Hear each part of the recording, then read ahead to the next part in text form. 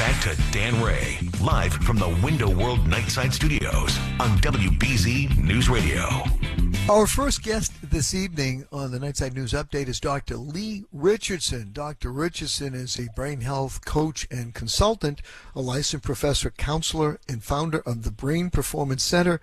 And she reports to us that polls suggest that 73% of Americans are stressed over the election. We have one of these every 4 years, Dr. Richardson. Is it worse this year than other years, or is this just the normal part of the quadrennial election roundup?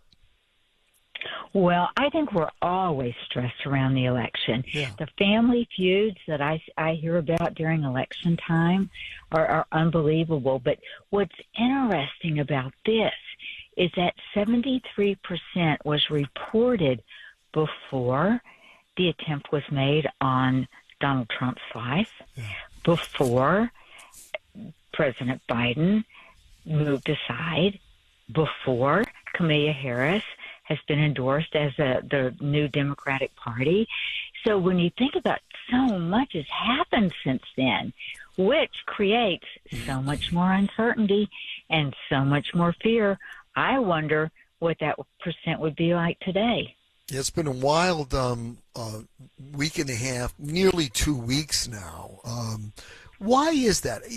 Every year, the politicians say, this is the most important election in the history of the country. The future of America depends upon this election. And we've gone through these, quadrennial elections now for, more than 2 centuries, 200 and, whatever it would be, 230 years or so if you go back into the first elections, which probably weren't really anything near what we're dealing with today. Is it the fact that everybody, one group is saying, we can't elect this other guy because he'll take America in a direction into a dark place, and then the other guy is saying these people are crazy and whatever? It's gotten really personal, hasn't it?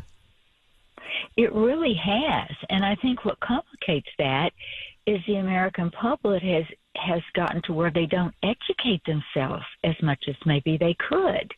I got an email today from Dr. Mary Trump, from Joe Biden, from J.D. Vance. We're bombarded with information. And that puts me in a stand of, I don't want to look into that. I don't want to do research. I have too much information coming at me. So I think that one of the things that we can do is educate ourselves. I mean, what's important to you?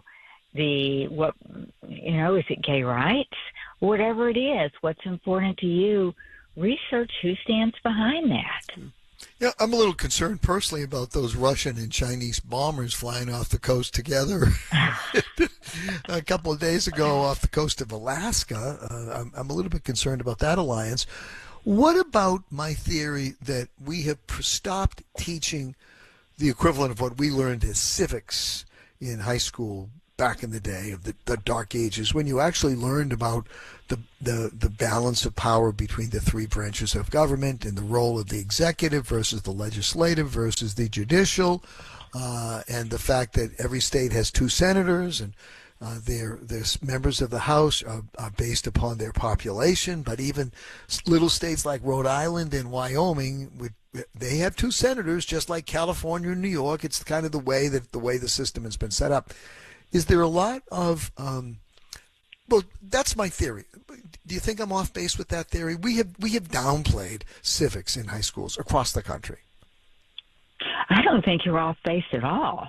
I think you are right on. I think we've gotten away from what's truly important and the system that's in place, explaining it. We're into drama and trauma. Yeah. And that's what we want to hear about, and that's what we're going to make decisions on. And I think that your theory is right on. And then the other theory, I've got a couple of theories here. So I'm not a psychologist. I'm not as smart as you are, and I don't understand the way the brain functions, but I do understand how people work. I think also we have now 2 teams. We got the blue team and the red team. And everybody in the red team listens to the cable network news that reinforces their points of view. And everybody in the blue team listens to the cable news that reinforces their points of view. and they're in what I call silos, information silos. They're never going to change, no matter what happens. I don't think they are. I think, at some point in time we heard a little bit of talk about purple, but I haven't heard that word mentioned in a while.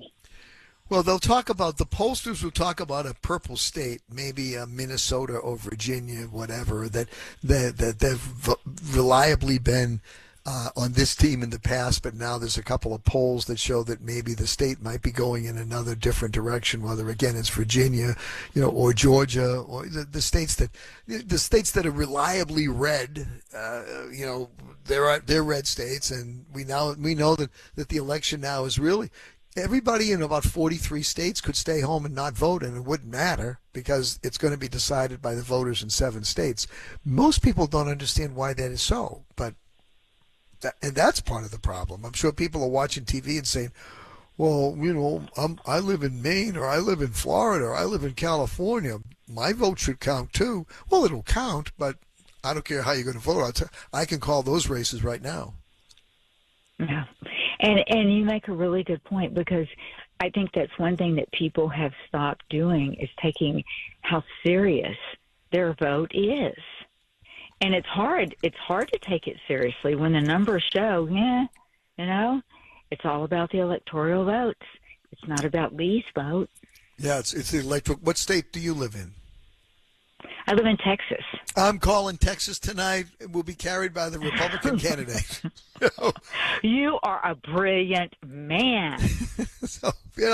But there's still a lot of Democrats who would go to the polls nonetheless, and they should, and the Republicans should go to the polls. But I don't know, and it's the anxiety, and it does impact our families too as well, and our relationships with our friends and our neighbors. It's very corrosive. It's corrosive, in my opinion, and I hope you keep studying it, and maybe we'll have you back between now and Election Day.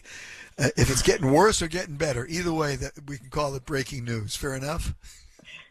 That's fair enough. Thank you so much for having me. Dr. Leigh Richardson, how can folks follow you? You must have a website or email or something, or it's the Brain Performance Center. How can folks check that out? Well, you're right. We have the old-fashioned website, thebrainperformancecenter.com. What's wrong with that?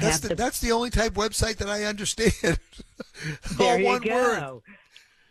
I'm also on LinkedIn.